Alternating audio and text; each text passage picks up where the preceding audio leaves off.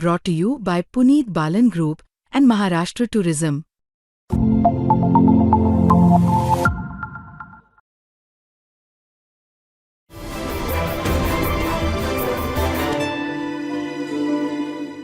Sir जेव्हा relax असतात तेव्हा ऍक्च्युली कधी कधी आम्हालाच टेन्शन येतं, कारण मला माहित नाही की ते काय काय घेऊन आलेले आहेत. बरोबर, पण तरी सुद्धा मला आठवतंय की दुपारीच कॉन्व्हर्सेशन करताना आम्ही कोणाशी बोलत होतो त्यावेळेस की तुम्ही जेव्हा मुख्यमंत्री झाला तेव्हा तुमच्या अभिनंदनाचा प्रस्ताव होता आणि त्याच्यामध्ये आर पाटलांचं ते शेवटचं भाषण होतं विधानसभेतलं.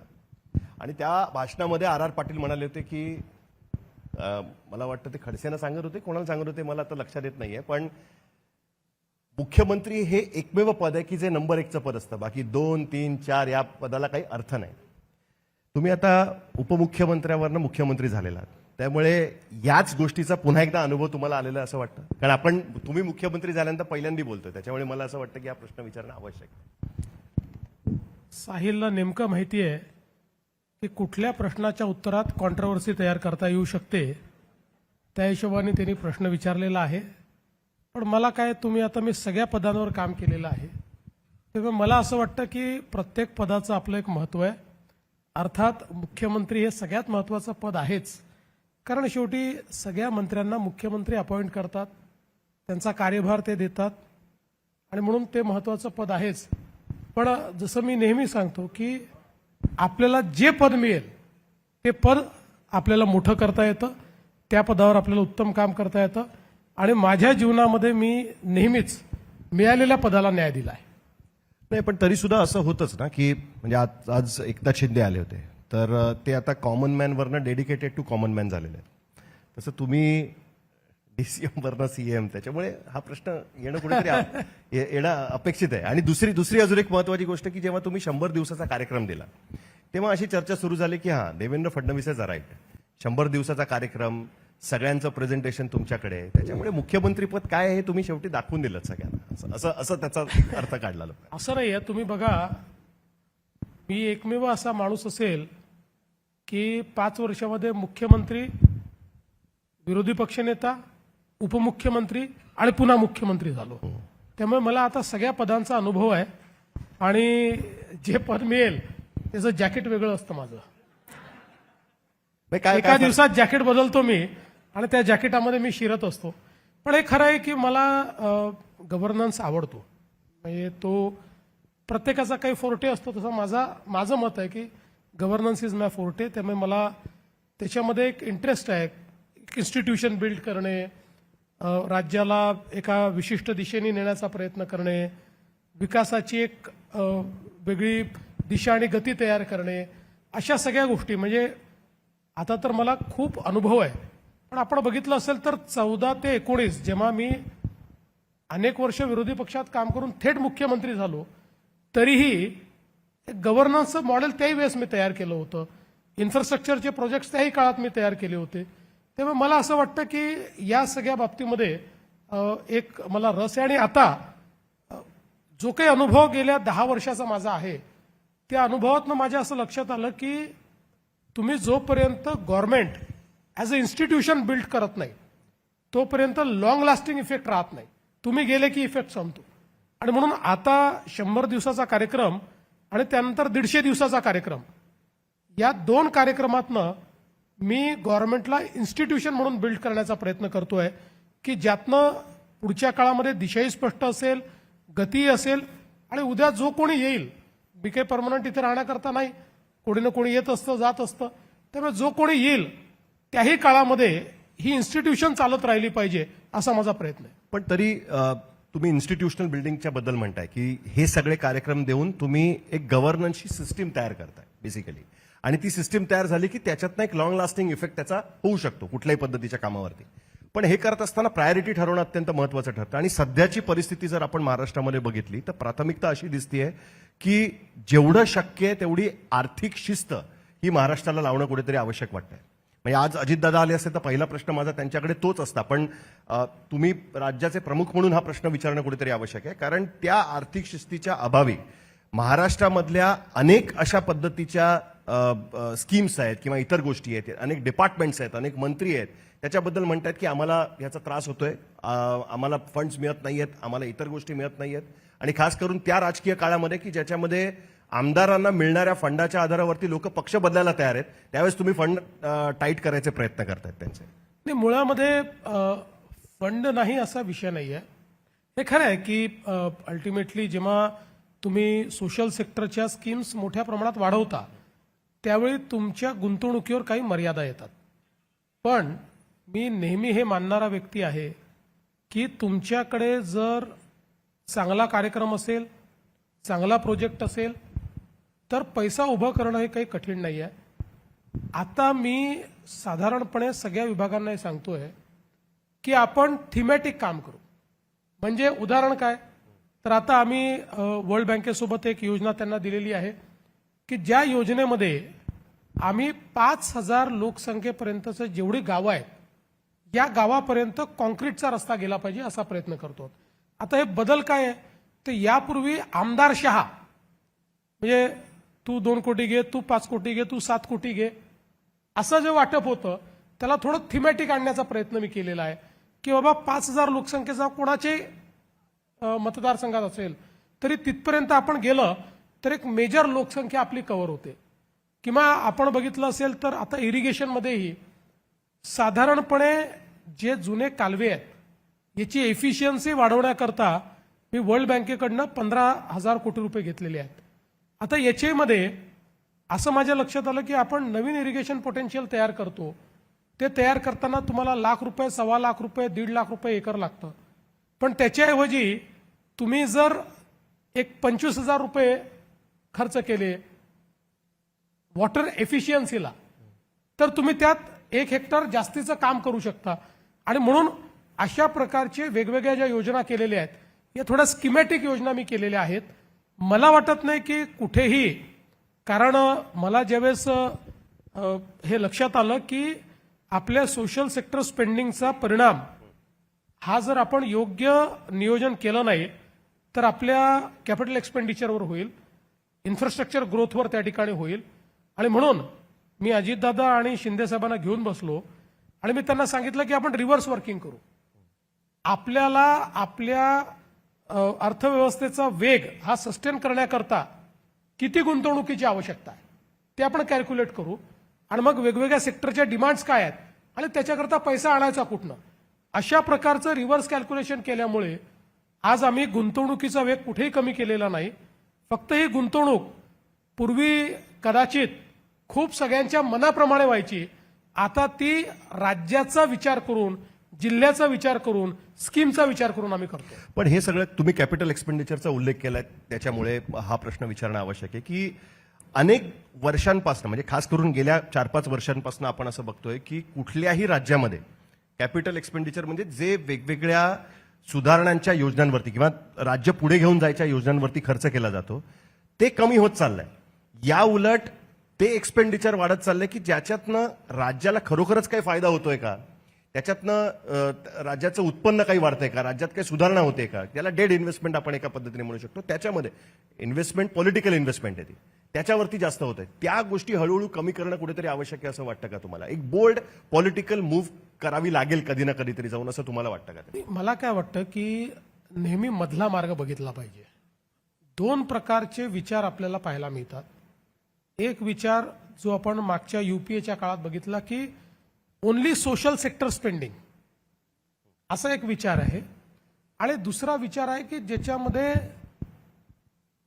मोठ्या प्रमाणात गुंतवणूक करा, जॉब्स क्रिएट करा आणि त्यातनं अर्थव्यवस्थेला चालना द्या. पण गुंतवणुकीत तर सगळे जॉब्स क्रिएट होतात असं नाही ना. नाही, म्हणूनच आकडे दिसतात गुंतवणुकीचे पण त्यातनं जॉब क्रिएशन दिसत नाही. म्हणूनच आपण हा मधला मार्ग घेतलेला आहे की ज्याच्यामध्ये सोशल सेक्टर स्पेंडिंग आपण वाढवलेलं आहे. आता उदाहरणादाखल आपण लाडक्या बहिणीचे पैसे जे काही देतो आहोत, आता हे पैसे दिल्यानंतर याच्यातनं हा पैसा ते स्पेंडच करतायत किंवा कुठेतरी मिनिंगफुल गेनफुल गोष्टींना लावतायत. त्यात ज्या काही खरेदी करतायत त्यातनं अर्थव्यवस्थेला तर चालना मिळते. आता अनेक लाडक्या बहिणींनी त्याच्यातनं गुंतवणुकीतनं 50,000 रुपये कर्ज घ्या, 2 लाख रुपये कर्ज घ्या, 5 लाख रुपये कर्ज घ्या, आपला व्यवसाय उभा करा, अशा प्रकारचा प्रयत्न त्या ठिकाणी चालू केलाय. त्यामुळे याला काही वेस्टफुल एक्सपेंडिचर नाही म्हणता येणार. या एक्सपेंडिचरने एवढंच आहे की ज्या गतीने तुम्ही तुमच्या ओन फंडमधनं इन्व्हेस्टमेंट करत होतात त्या गतीने तुम्हाला करता येणार नाहीये. म्हणून तुम्हाला आता तुमची जे काही मोड्स आहेत ते बदलावे लागतील. एक उदाहरण सांगतो की आता मल्टी मॉडेल कॉरिडॉर, आता मल्टी मॉडेल कॉरिडॉर जवळपास 70,000 कोटी रुपयाचा, 80,000 कोटी रुपयाचा जो आम्ही करायचं ठरवलं होतं, पहिल्यांदा तो ओन फंड्स मधनं करायचं ठरवलं होतं. आता आम्ही त्याच्यामध्ये बदल केलाय. आता 22,000 कोटी लँड एक्विजिशनचे आम्ही लावू आणि उर्वरित पैसे जे आहेत हे आम्ही पीपीपी मॉडेलवर त्याचं काम करू, त्याच्यातनं ते आपण वसूल करू आणि त्याचं डेट सर्व्हिसिंग करू. म्हणजे गुंतवणूक तेवढीच होती आहे, फक्त गुंतवणुकीचं मॉडेल आपण चेंज केलंय. आता जसं आपला जो काही हा मुंबई एंट्री पॉईंटचा म्हणजे आपल्या एंट्री पॉईंटचा म्हणण्यापेक्षा हा जो टोल आहे आपला बांद्रा वरळी सिलिंगचा, आता या संदर्भात पहिल्यांदा इन्व्हिट मॉडेलमध्ये वर्ली बांद्रा सिलिंग टाकायचं आम्ही ठरवलेलं आहे. आता आपल्याला हे माहिती आहे की नवीन एव्हेन्यूज अशी आहेत की ज्यातनं आपण बनवलेल्या इन्फ्रास्ट्रक्चरमधनं परतावा लगेच घेऊ शकतो. म्हणजे आपल्याला मी सांगू इच्छितो की ज्यावेळेस आपण समृद्धी महामार्ग पूर्ण केला त्यानंतर साधारणपणे 2022ला वगैरे आपल्याला एलआयसीने ऑफर दिली होती 35,000 कोटी रुपयाची त्या ठिकाणी. हा, पण आपण ते स्वीकारले नाही, कारण आपल्याला माहिती आहे की अजून 2 वर्षांनी म्हणजे पूर्ण झालं आणि 2 वर्ष आपला टोल स्टॅबिलाइज झाला तर कदाचित 55,000 कोटी रुपये आपल्याला मिळतील, 60,000 कोटी त्यातनं मिळतील. त्यामुळे मला असं वाटतं की आपल्याला इनोव्हेटिव्ह आयडियाजनी आता या ठिकाणी अशा प्रकारचं काम हे करावं लागेल. नाही, पण त्याच्याच बरोबर तुमचं एक महत्वाची गोष्ट चालू आहे आणि मला खरं तर इकडे बसलेले सगळेजण राजकीय प्रश्नांची खूप आतुरतेने वाट बघतायत, पण काही गोष्टी विचारणं मला असं वाटतं आवश्यक आहे. नवी मुंबई एअरपोर्टच्या आजूबाजूला अनेक मोठ्या गोष्टी करायचा तुमचा प्लॅन दिसतोय त्याच्यामध्ये, आणि त्याच्यामध्ये खास करून मी बघितलं की तुम्ही एक युनिव्हर्सिटी तिकडे आणतात, 5 युनिव्हर्सिटीज तिकडे आणल्या जात आहेत आणि त्याचबरोबर स्किल डेव्हलपमेंट आणि इनोव्हेशनसाठी सुद्धा युनिव्हर्सिटी तिकडे येणार आहे आणि इतर अनेक गोष्टी त्या ठिकाणी येणार आहेत.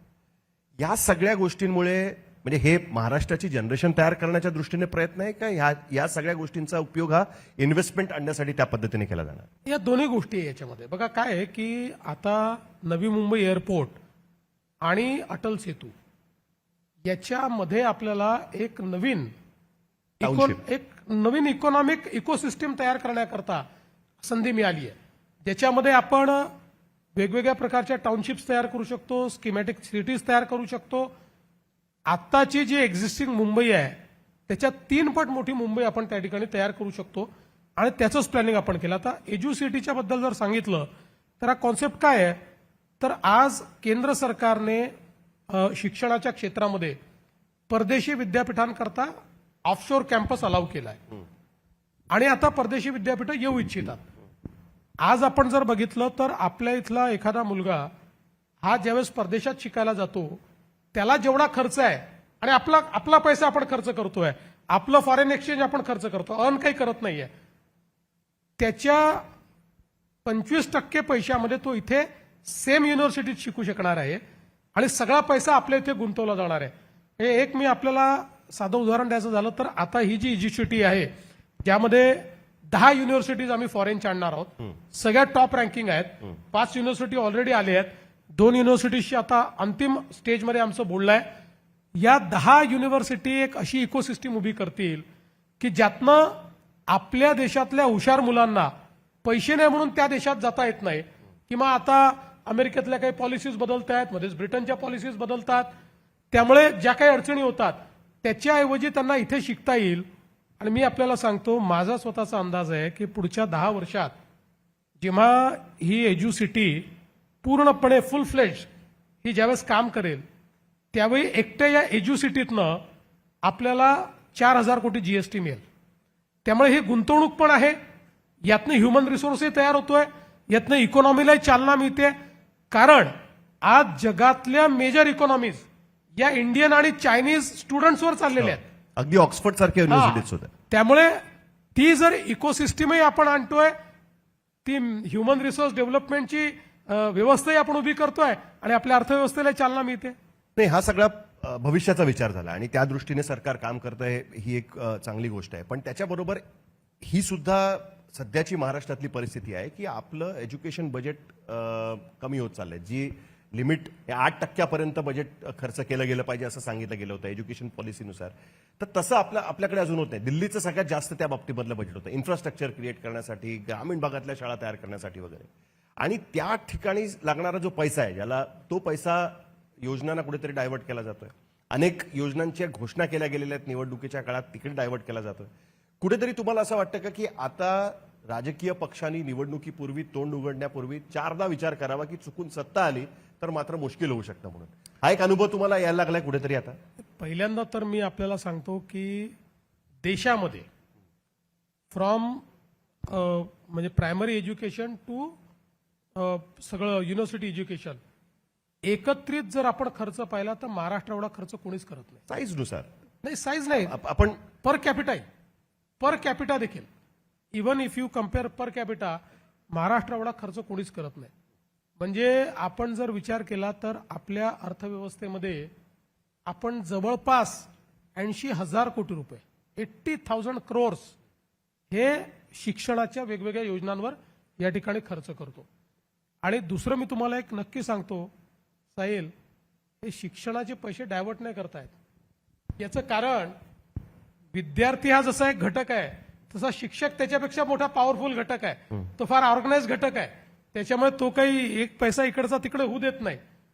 त्यामुळे तो प्रश्न नाही आहे. पण तो जो तुम्ही दुसरा मुद्दा मांडला हे खरं आहे की आज जी काही एक देशामध्ये रेस लागलेली आहे विविध पक्षांमध्ये, म्हणजे आमचा पक्ष त्याच्यापासून काही काळ दूर होता, पण राजकारणामध्ये जो ट्रेंड असतो त्या ट्रेंडने तुम्हाला चालावं लागतं, नाही तर तुम्ही इररिलेव्हंट होता. त्यामुळे पॉप्युलिस्ट योजना चालवणं या संदर्भात जो काही एक ट्रेंड आहे, म्हणजे आता सदर्न स्टेट्स ज्या एकेकाळच्या अतिशय चांगल्या वेल गव्हर्न स्टेट्स होत्या, त्याचे लोक जेव्हा मला भेटतात त्यावेळेस ते सांगतात की आमची परिस्थिती अत्यंत खराब आहे, कारण आम्ही इतक्या पॉप्युलिस्ट योजना सुरू केलेल्या आहेत. काही प्रमाणात आता सगळ्या देशातल्या सगळ्या राज्यांनी आणि सगळ्या पॉलिटिकल पार्टीजनी त्या स्वीकारलेल्या आहेत. यातल्या काही आवश्यक आहेत, पण काही टाळता येण्यासारख्या देखील आहेत. त्यामुळे मला असं वाटतं की निश्चितपणे निवडणुकीच्या निमित्ताने ही जी काही एक रेस आहे ही कुठेतरी कंट्रोलमध्ये आली पाहिजे. आणि या दृष्टीने एक नॅशनल लेव्हलवर हा कन्सेन्सस आपण केला पाहिजे की तुमच्या जीडीपीच्या किती टक्के, सुप्रीम कोर्ट सुद्धा म्हणालंय त्याच्या किती टक्के हे तुम्ही अशा ज्या काही योजना आहेत या योजनांवर खर्च करू शकाल, याचा एक नॅशनल कन्सेन्सस बिल्टअप झाला पाहिजे. याबद्दल माझ्या मनात शंका नाही. पण ही रेस आता राज्यांमध्ये पण वाढते ना. म्हणजे आता काही दिवसांपूर्वी मध्य प्रदेशमध्ये लाडली बहिणा योजनेचे पैसे वाढवले त्यांनी. आपोआपच तुमच्यावरती पण दबाव येणार की तुम्ही आम्हाला 2100 रुपये प्रॉमिस केले होते, आम्हाला सुद्धा तुम्ही करून द्या. आणि तिथे सुद्धा तुमचं सरकार आहे, इकडे सुद्धा तुमचं सरकार, आणि त्याच्यावरनं तुमच्यावरती प्रेशर त्याच्यावर येऊ शकतं. विदिन पार्टी सुद्धा अशा पद्धतीची एक सिस्टीम तुम्हाला करावी लागेल कुठेतरी की हे अशा पद्धतीने करणं बरोबर नाही. साधारणपणे आमचे जे पंतप्रधान महोदय आहेत, मोदीजी, यांचा एकच आग्रह असतो, योजना कुठली चालू करा पण आर्थिक शिस्त पाळा. ओव्हरऑल आर्थिक शिस्त जी आहे ती पाळली गेली पाहिजे, त्यांचा आग्रह असतो. महाराष्ट्रामध्ये आता इतक्या योजना आपण केल्या तरी देखील मागील वर्षी देखील आपण फिस्कल डेफिसिट 3% आत ठेवलेला आहे.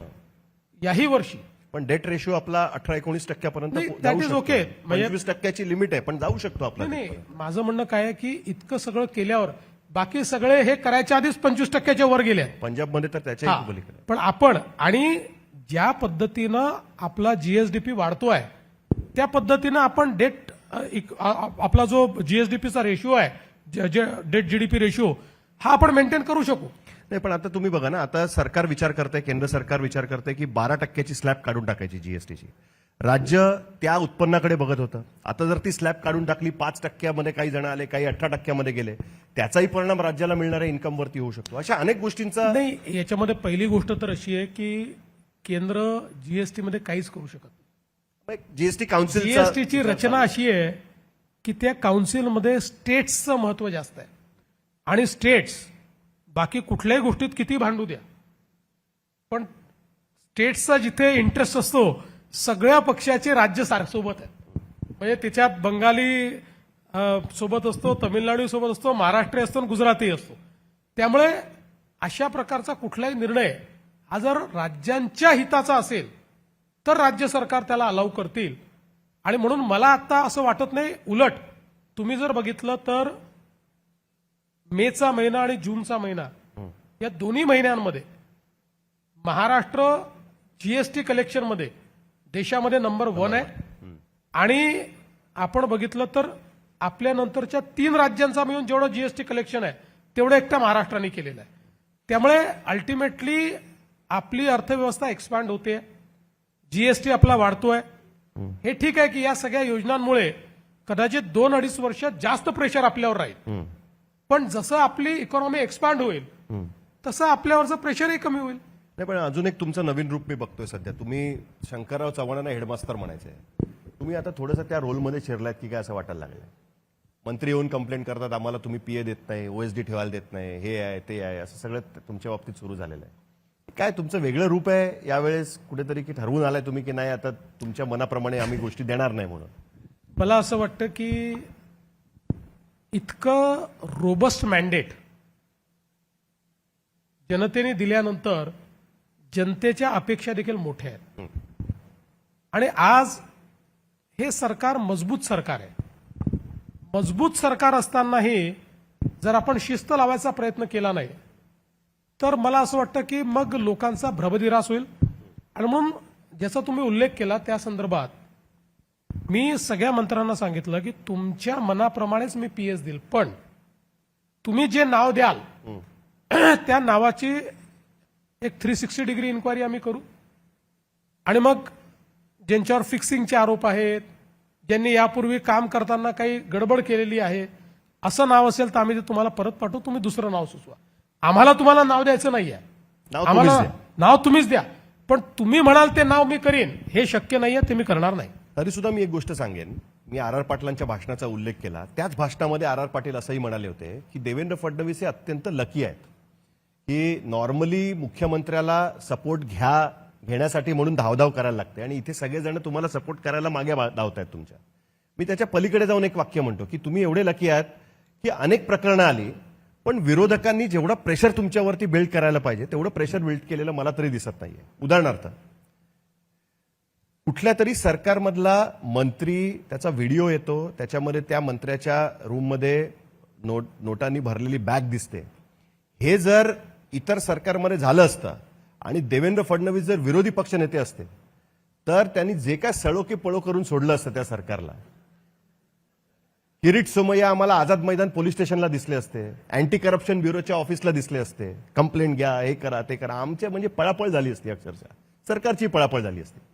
तेवढं ते केलं नाही. एखाद्या आमदाराने आमदार निवासामध्ये बॉक्सिंग केली असती वेटर बरोबर, किंवा त्या आमदारांच्या समितीच्या इकडे रेड होते आणि तिकडे कॅश सापडते त्यांच्या धुळ्याला वगैरे. अशा पद्धतीची प्रकरणं जर इतर सरकारमध्ये झाली असती आणि विरोधी पक्षनेते जर देवेंद्र फडणवीस असते तर मी विचारच करू शकत नाही की सरकारचं काय झालं असतं. हे तुमच्या बाबतीत होताना दिसत नाही विरोधात. अजून 2 दिवस अधिवेशन आहे. तुम्ही सजेस्ट कोणाला करताय माझ्या लक्षात येत आहे. तुम्हाला 2 दिवसात काय घडवायचं आहे हे माझ्या लक्षात येत आहे. मी फक्त सिनॅरिओ बिल्ड करतोय की काय झालं असतं जर असं असतं तर काय झालं. असं आहे की प्रत्येकाचा आपला एक डीएनए असतो. जसं मी नेहमी म्हणतो की मी विरोधी पक्षात जास्त काम केलेलं आहे. त्या मी विरोधकांना सांगितलं की मला सत्तारूढ पक्षातच राहू द्या, विरोधी पक्षनेता म्हणून मी जास्त खतरनाक आहे. पण हे जरी असलं तरी मी तुम्हाला सांगतो, कुठलंही प्रकरण आलं, विरोधक म्हणो का न म्हणो, आम्ही त्याच्यावर योग्य ती कारवाई करतोय. आपण धुळ्याचे उदाहरण सांगितलं, मी स्वतः त्याच्यामध्ये FIR दाखल करायला लावला. त्या संबंधितांवर त्या ठिकाणी जी काही सरकारी अधिकारी असल्यामुळे कारवाई पण केली आणि त्या संदर्भात सगळी चौकशी आपण करतोय. याही संदर्भात जे काही त्या ठिकाणी मारामारी जी काही झाली, आता बघा त्याचे 2 त्याच्या बाजू आहेत. पहिली बाजू मी समर्थन करत नाही, पण ही बाजू पण नक्की आहे की ज्याच्या त्या सगळ्या आपल्या MLA हॉस्टेलच्या कॅन्टीनमध्ये ज्यानंतर रेड झाली तर अतिशय अनियमितता आढळली. अर्थात ही कुठेतरी आमची विधानमंडळ म्हणून आमची चूक आहे, कारण अशा गोष्टी कोणी पॉइंट आउट करायच्या आधी त्या यायला पाहिजे होत्या. पण हे खरं आहे की अतिशय वाईट दर्जाचं त्या ठिकाणी जेवण दिलं जात होतं. पण याचा अर्थ आमदारांनी मारामारी करावी असं नाही. आमदारांनी तक्रार करायला पाहिजे होती आणि त्याच्यावर कारवाई करायला पाहिजे होती. देवेंद्रजी, तुम्ही तुमची अख्खी कारकीर्द मॅजेस्टिक आमदार निवासमध्ये काढली आहे आणि त्याच ठिकाणचं जेवण तुम्ही जेवत होता. होय. मला नाही आठवत कधी की तुमचा असे नाही, कुठले व्हिडिओ आले कधी- असतील वगैरे. कधी तशी अडचणी आणि आली नाही. तिकडे पण काय खूप ग्रेट जेवण होतं असं पण नाही त्याच्यामध्ये. तर त्याच्यामुळे पण आपण त्याही केसमध्ये लगेच FIR पण त्या ठिकाणी दाखल केला. अर्थात आता लोकांची इच्छा आहे की खूप स्ट्रॉंग FIR तुम्ही दाखल करा, पण आपल्याला माहिती आहे की शेवटी मारामारी किती झाली आणि जखम किती झाली याच्या आधारावरच FIR होतो. त्यामुळे त्याच्यातही FIR केला. किंवा मंत्री शिरसाट साहेबांच्या संदर्भातही जो काही आमच्या मंत्री महोदयांच्या संदर्भात विषय आला, हाऊसमध्ये जेव्हा विषय आला, मी तात्काळ चौकशीचे आदेश दिले. मी सांगितलं तिथे चौकशी करू म्हणून. पण त्याची काही टाइम बाउंड चौकशी असणार आहे नाही, का? होईल ना. आणि हे याच्यातनं शेवटी ठीक आहे, म्हणजे आता एकनाथ शिंदेच्या त्यांनी त्यांच्या आमदारांना सांगितलं की हे आम्ही चालू देणार नाही, पण मुख्यमंत्री म्हणून तुम्हाला असं वाटलं का की हे अशा पद्धतीचे मंत्री, त्याच्यावर काय केलं पाहिजे, आपण काय कारवाई केली मला पाहिजे? एकच गोष्ट वाटते, धनंजय मुंडेंना पण राजीनामा द्यायला लागला होता. नाही, शेवटी तुम्हाला इंटरव्ह्यू करायला लागलं होतं त्याच्यामध्ये. मला एकच गोष्ट वाटते आणि मी सभागृहात ते बोलून दाखवलं की अशा प्रकारे ज्यावेळेस कोणी वागतं तर त्याचा त्या व्यक्तीवर नाही किंवा नुसते सरकारवर नाही, एकूण राजकीय व्यवस्थेवर त्याचा परिणाम होतो. लोकांना राजकीय व्यवस्थेबद्दल, आमदार म्हणून या सिस्टीमबद्दल कुठेतरी असं वाटतं की पॉवर अब्यूज करतायत. यांना जी काही आपण अधिकार दिलेले आहेत त्या अधिकाराचा दुरुपयोग होतोय. आणि म्हणून मला असं वाटतं की संयम आणि आपल्या वागण्यामधला जो काही एक म्हणजे परसेप्शन, या दोन गोष्टींची चिंता ही राजकीय नेत्यांनी केलीच पाहिजे. मग मीडियामध्ये ज्या बातम्या होत्या त्या आपण कन्फर्म करूनच टाका की तुम्ही कानपिचक्या दिल्यात वगैरे अशा बातम्या होत्या. मी काय काय दिलं हे नंतर सांगेन. पण योग्य मेसेज योग्य ठिकाणी पोहोचवलेला, हे मात्र आपण नक्कीच म्हणू शकतो. नक्कीच 100%. पण हे सगळं होत असताना दुसऱ्या बाजूला आपण हेही बघतोय की सरकारमधले जे मंत्री आहेत त्यांच्याकडनं सतत या कंप्लेंट्स येत आहेत की आमच्या डिपार्टमेंट्सना पाहिजे त्या पद्धतीने फंड येत नाहीये.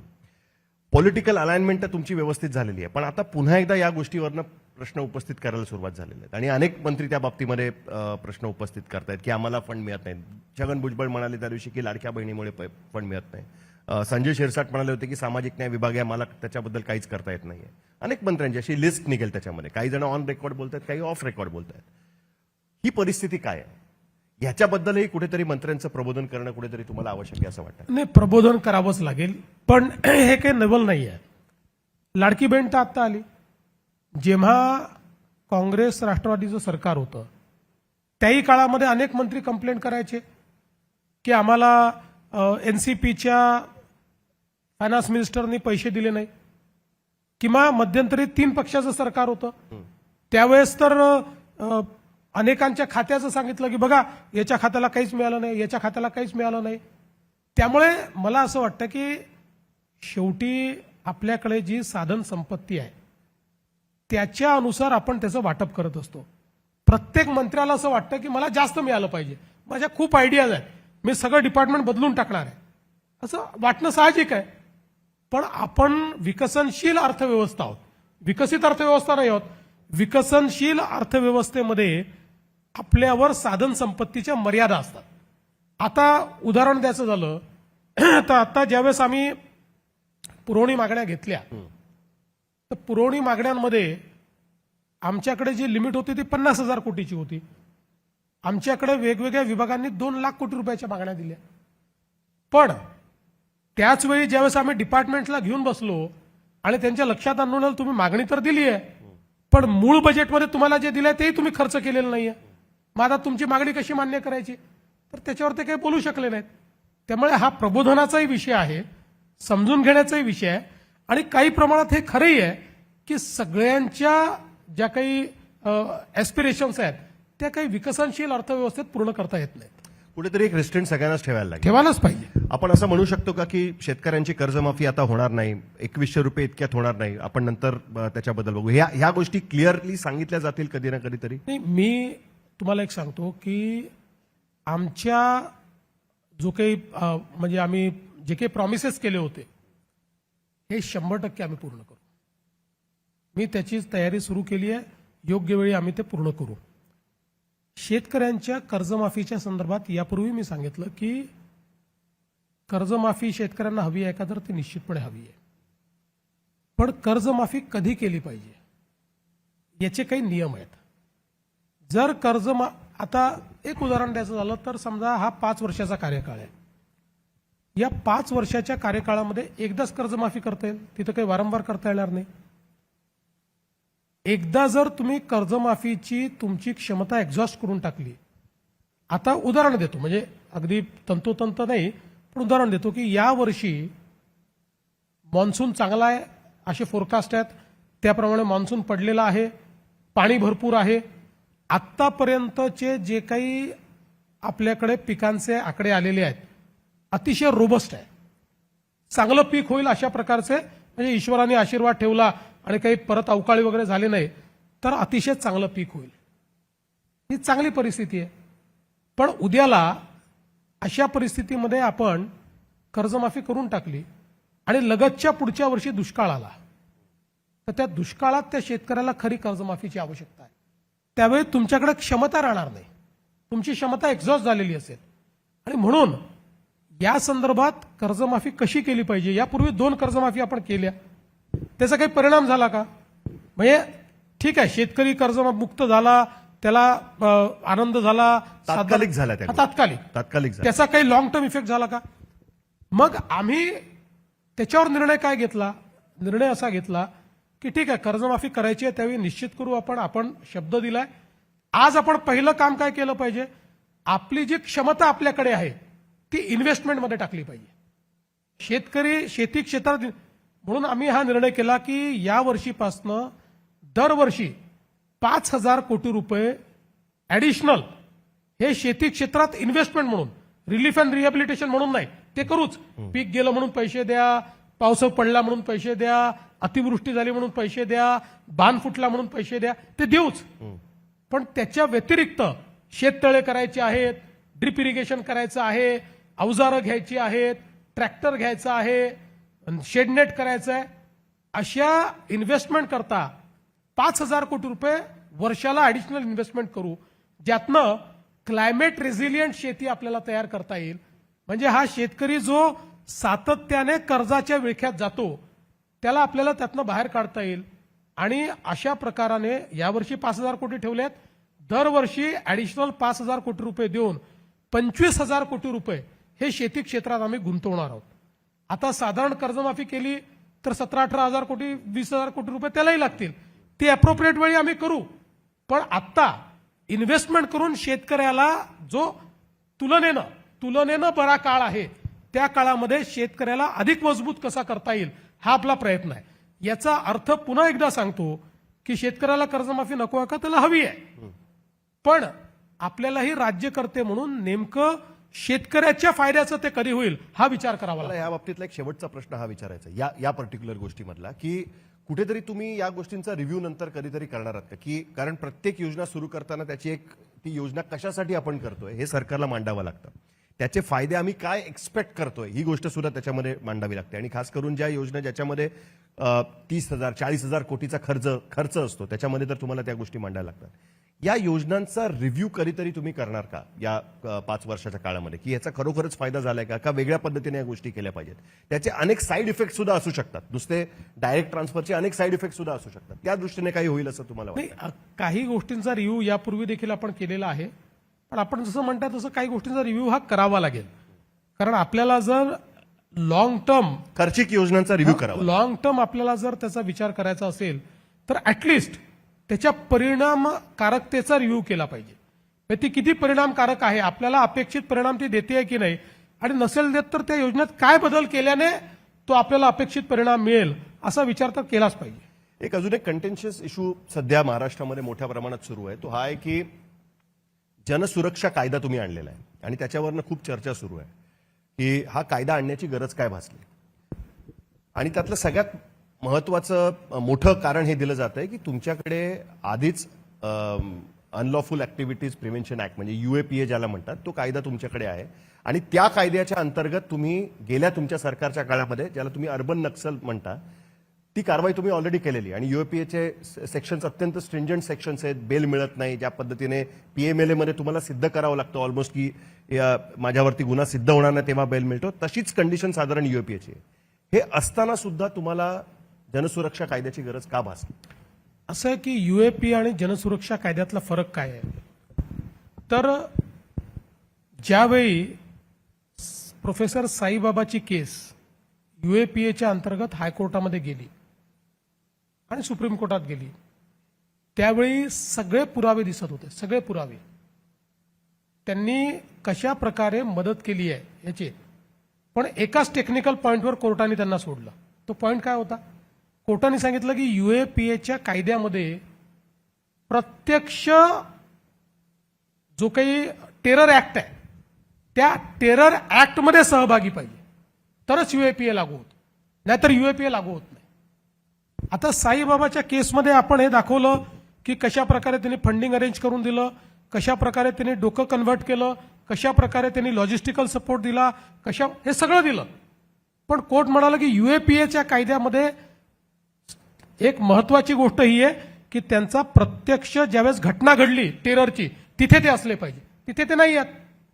त्यामुळे यापूर्वीही पण युएपीए मध्ये कॉन्स्पिरसी असेल तरी सुद्धा तुमच्या विरुद्ध गुन्हा सिद्ध होऊ शकतो. नाही होत ना. तुम्ही जर कॉन्स्पिरसी सिद्ध केली नाही होत ना, नाही झालं ना. हे प्रेशर हे पोलिसांवरती तरी सुद्धा असणार आहे. नाही, ऐकून घ्या, हे नाही झालं, हे नाही झालं.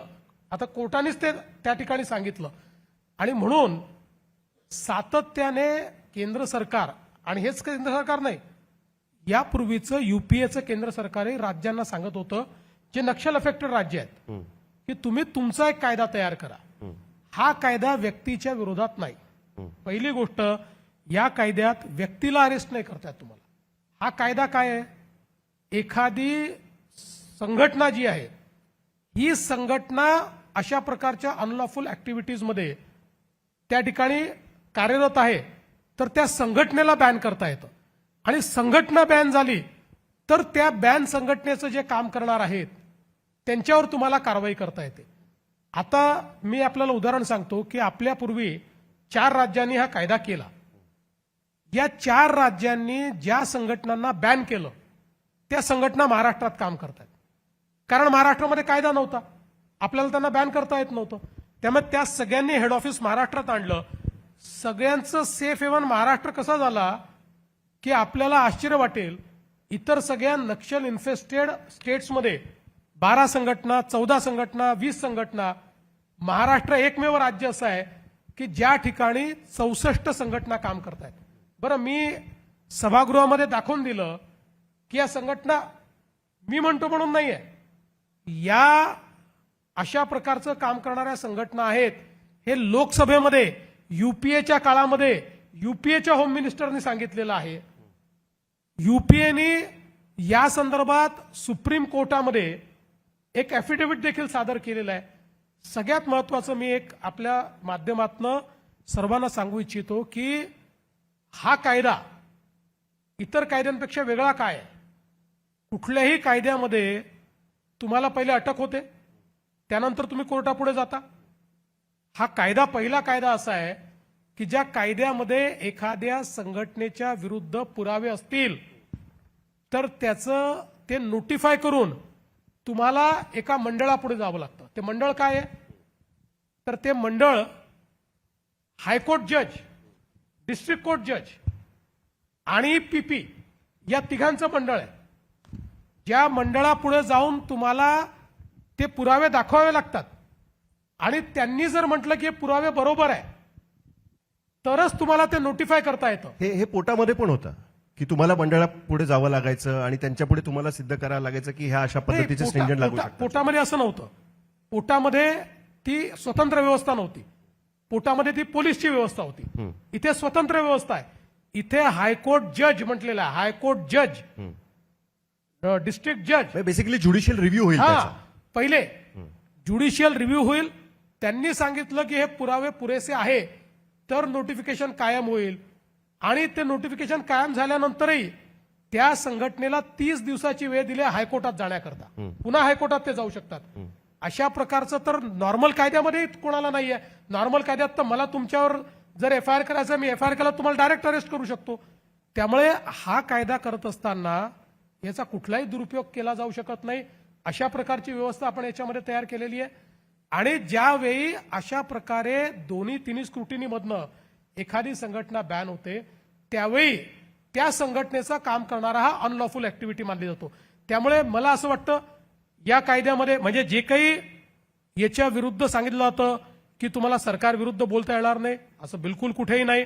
तुम्हाला सरकार विरुद्ध लिहिता येणार नाही असं कुठेही नाही. मला कोणी दाखवून द्यावं किंवा सरकारच्या विरुद्ध तुम्हाला आंदोलन करता येणार नाही असं कुठेही नाही आहे. मी त्यातल्या काही गोष्टी इकडे वाचून दाखवू इच्छितो आणि त्याचा जर अर्थ तुम्ही एक्सप्लेन करू शकलात, कारण आज हे 50वं वर्ष आहे आणीबाणी. मी तुम्हाला ती मी वाचण्याच्या आधी सुचवतो. कायदा असा वाचायचा नसतो, त्यातलं मधलंच वाचायचं नसतं. कायदा एंटायरिटीमध्ये वाचायचा असतो. त्याचे कारण आणि उद्देश काय आहे याच्या सहित कायदा वाचायचा असतो. कायद्याचं इंटरप्रिटेशन हे मधलेच कुठले तरी कॉलम वाचून कायद्याचं इंटरप्रिटेशन होत नाही, नाही. सर, कायद्याचं इंटरप्रिटेशन करण्याकरता कायदा एंटायरिटीमध्ये वाचायचा असतो. नाही, मी स्पेसिफिकली सांगतो. मी हे स्पेसिफिक का वाचतो त्याचं कारण मी तुम्हाला सांगतो. त्याचं कारण आणि मी आणीबाणीची त्याचं का तो प्रश्न का उपस्थित करतोय त्याच्यामध्ये एक इंटरप्रिटेशन करण्यापूर्वी की अनलॉफुल ऍक्टिव्हिटीज मीन्स त्याचा अर्थ काय हे तुम्ही त्याच्यामध्ये समजावलेलं आहे. त्याच्यामध्ये म्हटलं की any action taken by an individual or organization whether by committing an act or by words either spoken or written by sign वगैरे वगैरे या सगळ्या गोष्टी which constitute a danger or menace to public order, peace, which interferes or tends to interfere with the maintenance of public order. आणि पुढे त्याच्यामध्ये असं म्हटलेलं आहे की ह्या पण गोष्टी आहेत की which is design to overawe by criminal force or show of criminal force or otherwise any public servant including the forces of the state government वगैरे वगैरे या सगळ्या गोष्टी त्याच्यामध्ये म्हटलेल्या आहेत. हा प्रश्न मी का विचारतोय तुम्हाला सांगतो. आणीबाणी लावताना एक सगळ्यात महत्वाची गोष्ट समोर ठेवण्यात त्याचं समर्थन करतानाही सांगण्यात आलेली होती की जयप्रकाश नारायण यांनी पोलिसांना आणि आर्म फोर्सेसना सांगितलं की तुम्ही अनलॉफुल सरकारचे कुठलेही तुमच्या मनाला पटणार त्या गोष्टी तुम्ही मानू नका. आणि त्या आधारावरती त्यांनी इंदिरा गांधींनी असा त्याचा अर्थ लावला किंवा सरकारने असा अर्थ लावला की भारताची ऑर्डर बिघडण्याचा प्रयत्न सुरू आहे त्याच्यामुळे इंटरनल इमर्जन्सी त्याच्यामध्ये लावली पाहिजे. आज जयप्रकाश नारायण असते तर त्यांच्या संघटनेला सुद्धा ह्याच्यामध्ये कारवाई होऊ शकली असं त्याच्याबद्दल बिलकुल होऊ शकली नसती. याचं कारण याच्या कारणे आणि उद्देशामध्ये पहिल्यांदा आपण हे कोणावर कुठल्या संघटनांवर म्हटलेलं आहे. डाव्या संघटना तुम्ही डाव्या नाही, अति डाव्या, कडव्या डाव्या. कडव्या डाव्या. आता कडव्या डाव्याचा अर्थ काय आहे म्हणजे तुम्ही मगाशी ज्या कायद्याचा उल्लेख केला कुठला आपला पोटा नाही UAPA. UAPA मध्ये सगळ्यात पहिले बॅन झालेली संघटना कुठली तर ही जी काही भारतीय communist party Maoist communist centre त्याला म्हणायचं ती बॅन कोणी केली. युपीए सरकार. कोणी केली. युपीए सरकारने नाही. युपीए सरकारने डाव्या पक्षाचं बुद्धदेव भट्टाचार्यांचं जे सरकार होतं लेफ्टला बंगालमध्ये त्यांना सांगितलं आणि त्यांनी पहिलं नोटिफिकेशन काढलं. त्यामुळे कडव्या डाव्याची डेफिनेशन झालेली आहे. म्हणून मी म्हटलं तुम्ही जोपर्यंत एंटायरिटीमध्ये कायदा वाचणार नाही तोपर्यंत तुम्ही मिसलीड व्हाल. या ज्या संघटना आहेत ह्या कुठल्याही संघटनेला लागू नाहीये. कडव्या डाव्यांच्या व्याख्येमध्ये बसणाऱ्या ज्या संघटना आहेत त्या संघटनांना हे लागू आहे. त्याच्या अनलॉफुल ऍक्टिव्हिटीज करताय. इतर जर कुठली संघटना असेल तर त्याच्याकरता बीएनएसचा कायदा आहे म्हणजे जो जुना आयपीसी होता त्याच्यावर तुम्हाला बीएनएस मध्ये कारवाई करता येईल. आता इमर्जन्सीमध्ये इंदिराजींनी जे केलं होतं त्यात आणि यातला फरक सांगतो परत. इंदिराजींनी कोणालाही संधी न देता जेलमध्ये टाकलं आणि जेलमध्ये टाकल्यानंतर कायद्यात काय परिवर्तन केलं. पहिलं परिवर्तन केलं तुम्हाला कोर्टात जाता येणार नाही. दुसरं परिवर्तन काय केलं भारतरत्न डॉक्टर बाबासाहेब आंबेडकरांनी ज्यावेळेस आपल्याला फंडामेंटल राईट्स दिले त्याच्या भाषणात काय सांगितलं की फंडामेंटल राईट्स एन्फोर्सिएबल नसतील तर या संविधानाला काही अर्थ नाही. म्हणून मी रिट ज्युरिस्डिक्शन देतोय आर्टिकल 32 देतोय की ज्याच्या माध्यमातून फंडामेंटल राईट करता कोणालाही खालच्या कोर्टात जायची गरज नाही. थेट हायकोर्टात किंवा थेट सुप्रीम कोर्टात जाता येईल. इंदिराजींनी सगळ्यात पहिलं अमेंडमेंट केलं कॉन्स्टिट्यूशनमध्ये आणि फंडामेंटल राईटच्या विरुद्ध तुम्हाला जे आर्टिकल 32च्या अंतर्गत रिट ज्युरिस्डिक्शन होतं ते काढून टाकलं. म्हणजे काय केलं, इंदिराजींनी कोणाला जेलमध्ये टाकलं तर त्याला कुठलाच रिकोर्स नाही, तो कुठल्याच कोर्टात जाऊ शकत नाही. आता जयप्रकाश नारायणांनी हे स्टेटमेंट केल्यानंतर त्या स्टेटमेंट करता त्यांना जेलमध्ये टाकायचं आणि त्यांना कुठल्याच कोर्टात जाता येणार नाही, ही आणीबाणी आहे. इथे असं नाही आहे.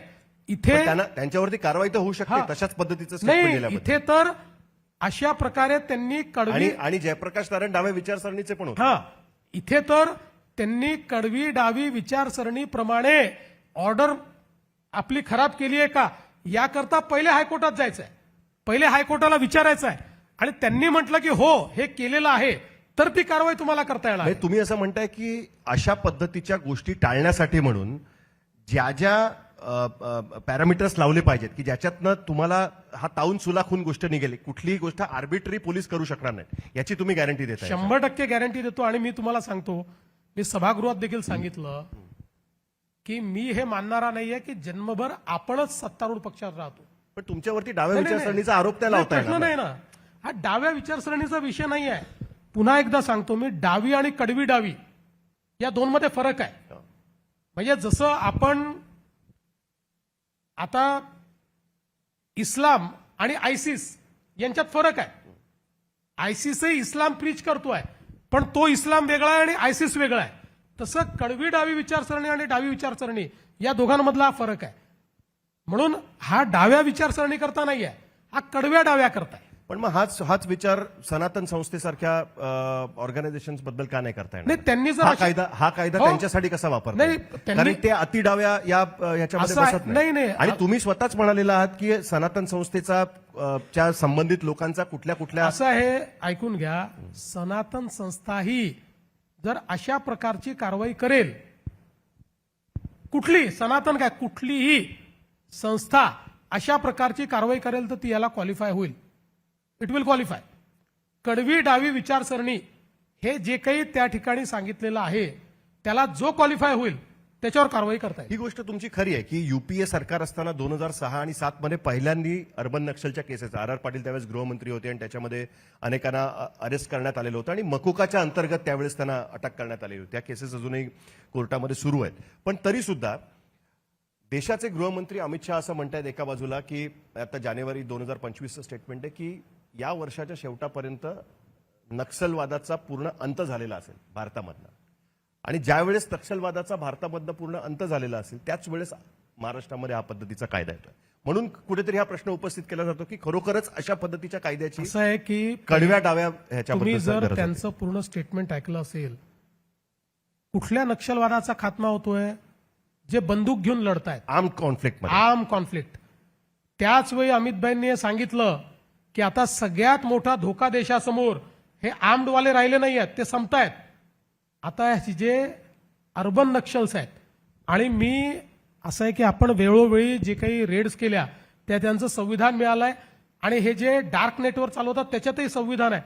त्या संविधानामध्ये त्यांनी स्पष्टपणे हे म्हटलेलं आहे की अर्बन केडर्स काय आहेत, ते अर्बन केडर्स कसे तयार करायचे आणि या अर्बन केडर्सनी कुठे काम करायचं, युनिव्हर्सिटीजमध्ये कसं काम करायचं, वेगवेगळ्या ठिकाणी कसं काम करायचं आणि त्यातनं अराजक कसा उभा करायचा, याचं कम्प्लीट ट्रेनिंग मॉड्यूल आहे. ते त्यांच्या संपूर्ण संविधानामध्ये आहे.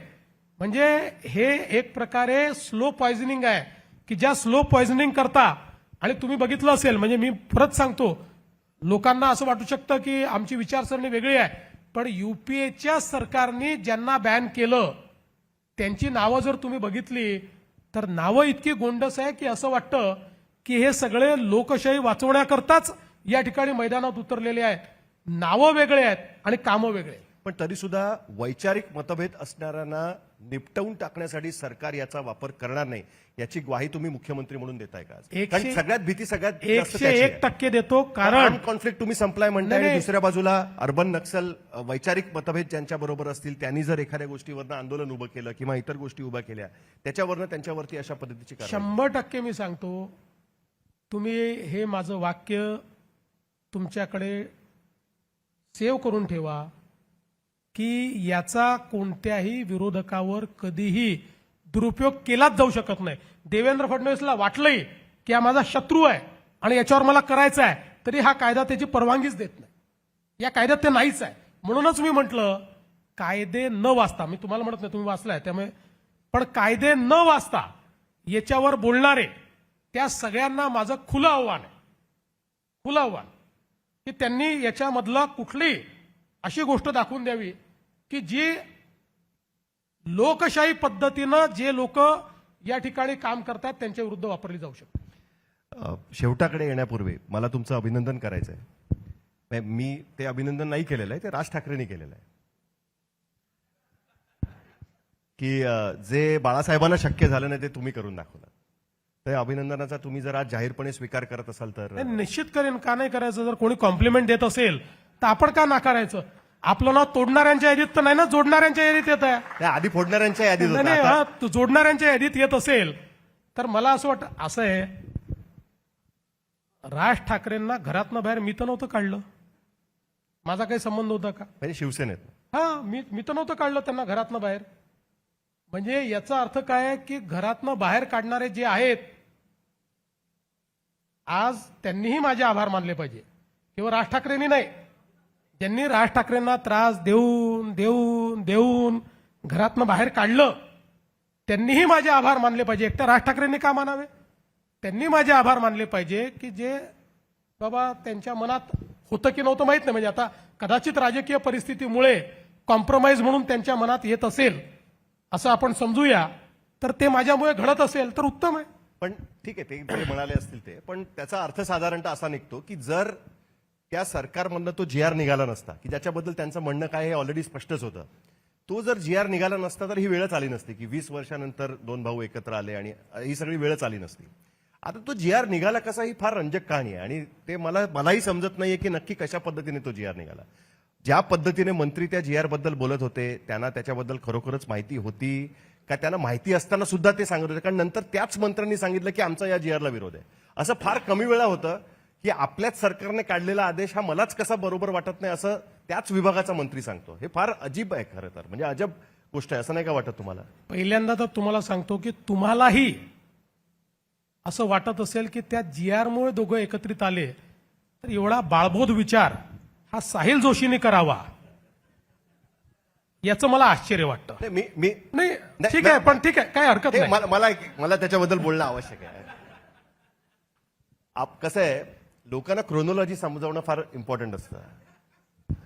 क्रोनॉलॉजीनुसार जर आपण गेलो तर त्यांच्या एकत्रित येण्याची प्रक्रिया जी आहे ती त्या जी आर नंतर सुरू झाली.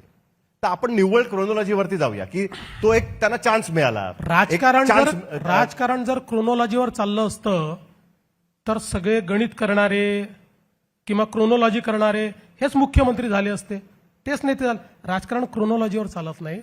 राजकारण हे सोयीवर चालतं, राजकीय फायद्यावर चालतं, त्यावेळच्या परिस्थितीवर चालतं.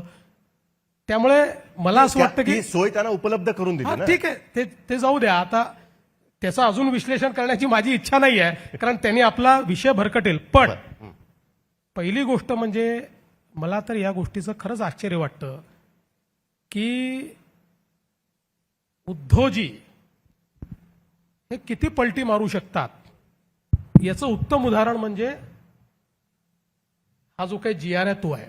कारण आपल्याला माहिती आहे की या संदर्भातली कमिटी त्यांनी तयार केली.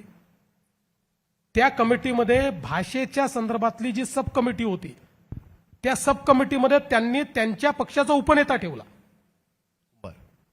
उबाठाचा उपनेता. त्या सब कमिटीने, म्हणजे हे तर एकच रिकमेंडेशन आहे, त्यात तर पहिलीपासनं 12वी पर्यंत हिंदी आणि इंग्लिश हे दोन्ही कंपल्सरी करा, अनिवार्य करा, अशा प्रकारचं त्यांनी रिकमेंडेशन दिलं. हा अहवाल उद्धवजींनी मंत्रिमंडळात स्वीकारला. त्याच्यानंतर पुढच्या आठवड्यात तो कन्फर्मेशनला आला. त्याच कन्फर्मेशनमध्ये स्वीकारला, सही केली कन्फर्मेशनवर, आणि त्यानंतर त्यांनी भूमिका बदलली. त्यामुळे खरं तर पहिली गोष्ट अशी आहे की या संदर्भात मला हे आश्चर्य वाटतं. आणि हे मी तुम्हाला परत दोष देत नाही, पण मला माध्यमांचे आश्चर्य वाटतं की त्यांनी सांगितलं की मी वाचलंच नाही आणि तुम्ही ऐकून घेतलं. मी जर म्हटलं असतं ना मुख्यमंत्री म्हणून की मी वाचलं नाही आणि कॅबिनेटमध्ये मंजूर केलं, मला तर फाडून खाल्लं असतं तुम्ही, जगू दिलं नसतं 4 दिवस, पण सोडून दिलं तुम्ही. पण जाऊ द्या, ती हरकत नाही, म्हणजे त्यांना सगळंच काही माफ बाबतीत आहे. ते लकी आहेत, काही बाबतीत तुम्ही नाही lucky नाही ठीक आहे ते आहेत. जसं विरोधी पक्ष मगाशी म्हटलं त्या पद्धतीने. तर ते सोडून द्या. त्याच्यानंतर पहिल्यांदा हा GR ज्यावेळेस निघाला आणि त्यानुसार तो GR निघाला, त्यानंतर अनेकांची चर्चा झाली. तोपर्यंत चर्चा काय होती? चर्चा अशी होती की हिंदी कंपल्सरी का? आपण असं म्हटलं होतं की तिसरी भाषा ही हिंदी असेल. तोपर्यंत सगळ्यांचं म्हणणं होतं हिंदी कंपल्सरी का? सगळ्यांची चर्चा केली. मग आम्ही असा विचार केला की ठीक आहे, हेही म्हणणं योग्य असू शकतं की इतर ऑप्शन असले पाहिजे, आणि म्हणून आपण GR बदलला आणि आपण सांगितलं की ठीक आहे, चला हिंदी कंपल्सरी नाही, हिंदी घ्यायची असेल तर हिंदी घ्या, पण इतर कुठलीही भारतीय भाषा घ्यायची असेल तर ती भारतीय भाषा आम्ही तुम्हाला शिकवायला तयार आहोत, पण 20 स्टुडंट असले पाहिजे, नाही तर ऑनलाईन शिकवावी लागेल आम्हाला. कारण एवढे आम्ही काही, समजा 2च लोकांनी म्हटलं आम्हाला तेलुगू शिकवा, तर आम्ही शिक्षक कुठून प्रॅक्टिकली आणायचा? शक्य तमिळ. नाही. ठीक. अशा प्रकारचा. त्यानंतर गोलपोस्ट बदलला आणि गोलपोस्ट काय झाला की 3री पासनं का, ती 6वी पासनं करा.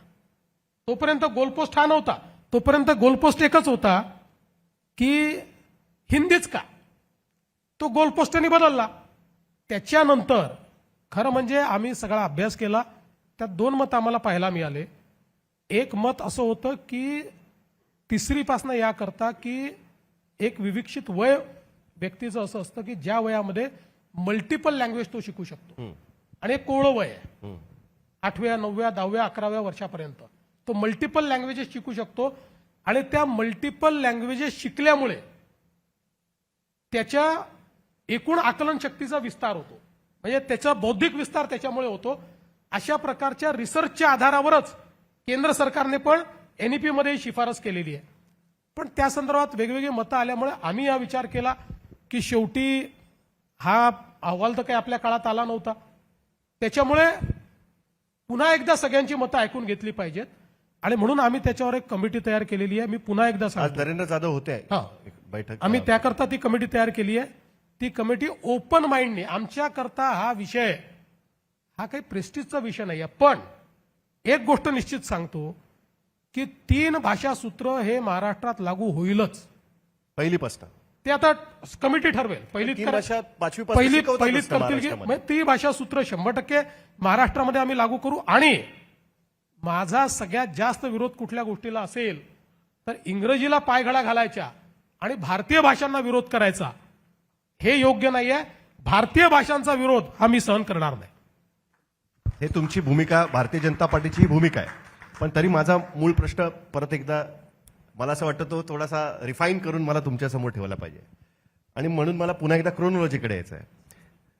तो प्रश्न असा आहे की एकनाथ शिंदेची भूमिका या बाबतीमध्ये, त्यांच्या पक्षाची भूमिका, कारण त्या कॅबिनेटमध्ये, ज्या कॅबिनेटमध्ये तो GR मागे घेतला गेला, त्या कॅबिनेटच्या नंतर आशिष शेलार तुमच्या चे मंत्री आहेत, त्यांनी असं म्हटलं की एकनाथ शिंदे आणि त्यांच्या शिवसेनेच्या मंत्र्यांनी या GRला प्रचंड विरोध केला आणि त्याच्यामुळे तो आम्ही GR मागे घेतोय म्हणून. तर एकतर मुळात जर तुमचा विरोध होता तर मग तुम्ही तुमच्या डिपार्टमेंटकडनं GR काढलाच कशाला? ज्यावेळेस GR काढला तेव्हाच सांगायचं की आमचा विरोध आहे ह्याला म्हणून. तो GR काढल्यानंतर मग तो GR समजवण्यासाठी आणि का आवश्यक आहे हे सांगण्यासाठी म्हणून राज ठाकरेंच्या भेटीगाठी घ्यायच्याच कशाला, हे पण प्रश्न उपस्थित होतात ना शेवटी. असं आहे की एकनाथराव शिंदे मला येऊन भेटले आणि त्यांनी मला हे सांगितलं की या संदर्भात खूप कन्फ्युजन्स तयार होत आहेत, वेगवेगळी मतं समोर येत आहेत, आणि म्हणून आपण हा जो निर्णय आहे हा स्थगित केला पाहिजे आणि विचारपूर्वक या संदर्भात निर्णय घेतला पाहिजे. मी त्यांना देखील सांगितलं की माझ्याकरता काही प्रेस्टिज इश्यू नाही आहे. आपल्याला हित हे राजकीय नेत्यांचं पाहायचं नाही आहे, कोणाची युती होते की होत नाही याकरता आपला निर्णय नाही. आपला निर्णय हा शिंदेसाहेब महाराष्ट्रातल्या मराठी मुलाच्या हिताचा असला पाहिजे. याचं कारण, जो गुजरातीमध्ये शिकतोय मीडियममध्ये, त्याला गुजराती आहे, त्याला इंग्लिश आहे आणि मराठी आहे. मराठी आपण कंपल्सरी केलेली आहे. जो अजून कुठे उर्दूमध्ये शिकतोय त्याला उर्दू आहे, इंग्लिश आहे आणि मराठी आहे. आणि मराठी आहे. पण मराठीवाल्याला तिसरी भाषाच नाही, त्याला मराठी आणि इंग्रजीच आहे. म्हणजे बाकी सगळे 3 भाषा शिकतायत आणि आपला व्यक्ती 2च शिकतोय. म्हणजे जी क्रेडिट बँक आपण तयार केली आहे आता, ज्यालाही त्या क्रेडिट बँकेलाही मान्यता उद्धवजींच्या सरकारने दिली, त्या क्रेडिट बँकेमध्ये माझ्या मराठी मुलाची जी काही क्रेडिट्स आहेत ते कमी असणार आहे. म्हणजे उद्या त्याला ऍडमिशनच्या वेळी ज्यावेळेस क्रेडिट्स त्याच्या विचारात घेतले जातील तर त्याच्याकडे कमी क्रेडिट असतील.